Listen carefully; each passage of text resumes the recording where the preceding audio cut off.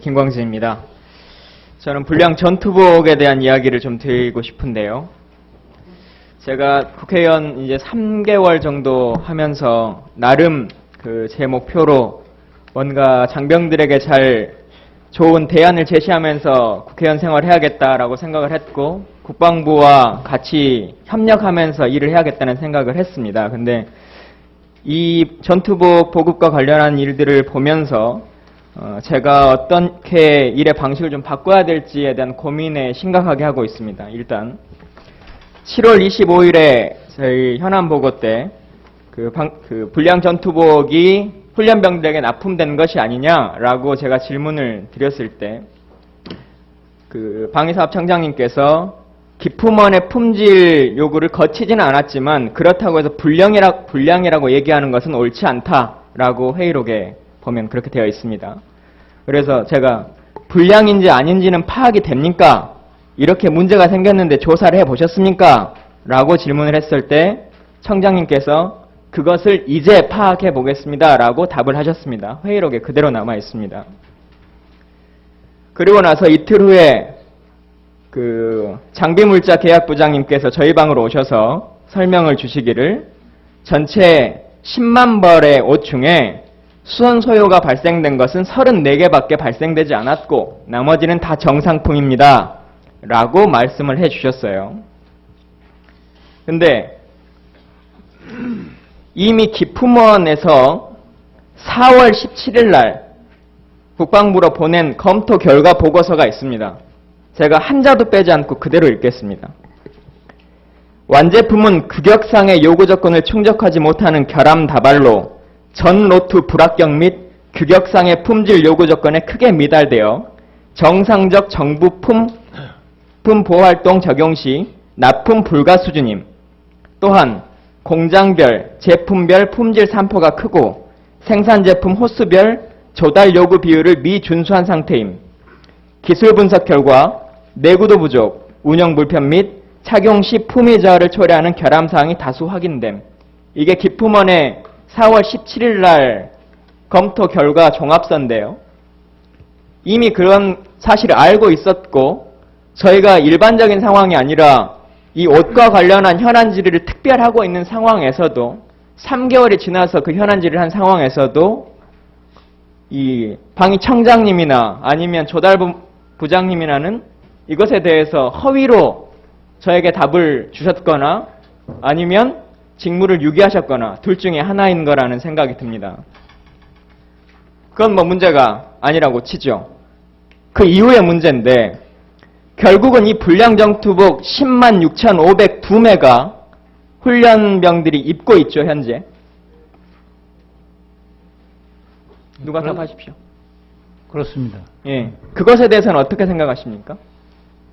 당시 이제 문제가 규격에는 맞지는 않지만 국민권익위원회에서 이 업체 이제 진정이 있고 권익위원회에서 조정을 했습니다. 그래서 가급적이면은 권익위 조정은 2억 깎아서 그냥 받으십시오라는 거였고요. 이 품질 사양이 정상품이 아니라고 하는 것, 전품이 정상품이 아니라고 하는 것은 인지하고 계시는 거죠, 청장님. 그러니까 전품이 인지 아닌지를 저희가 전품을 검수를 하지 않았기 때문에. 그러면 기품원이 허위 서류를 보낸 겁니까? 아니죠. 기품원은 이제 그 중에 이제 샘플 조사를 했겠죠. 그래서 저희가 이게 문제가 있으니까 저희가 이제 인수를 안 하다가 거기서 진정을 하고 그러니까 이제 권익위에서 조정을 해가지고 그 조정 결과를 저희가 수용을 한 겁니다. 일단 그럼 제가 이 질문 하나 드리죠. 방사청에서 무기들을 많이 구입하실 텐데요. 비행기를 사오는데 비행기가 날기는 합니다. 근데 미사일을 잘 못 쏴요. 10번 쏴면 한 3번은 나가고 7번은 안 나갈 것 같은 제품입니다. 근데 비행기는 날기는 해요. 그러면 그 제품에 대해서 어떻게 대처하실 겁니까? 그건 저희가 인수를 못하죠. 인수를 못하죠? 네. 왜 비행기나 무기 체계화 같은 것에 대해서는 인수를 못하고 그쪽에서 분명히 품질에 하자가 있을 때는 반품하거나 업체에 배상을 청구하거나 그 방식을 통해서 일을 하는데 장병들이 입는 옷에 대해서는 그냥 너는 입어. 이거밖에 방법이 없는 겁니까? 대한민국의 국방부는? 장관님이 대답해 주십시오. 당시에 권익위의 권고를 받아들여가지고 신병들한테 나갈 적에는 다 수선을 한 걸로 제가 보고를 받았습니다. 수선 34개 했습니다. 40개 중에. 장비물자 계약부장님. 네. 예, 맞죠? 최초에 34년을 했고요. 그 이후에 이제 훈련소에 병사들이 들어가게 되기 때문에 그때마다 지급을 하게 됩니다. 그래서 최초 그 당시에 부위원님께 보고 드릴 때는 34회였고 최종 그 10만 명가 다 지급될 때까지는 99회였습니다.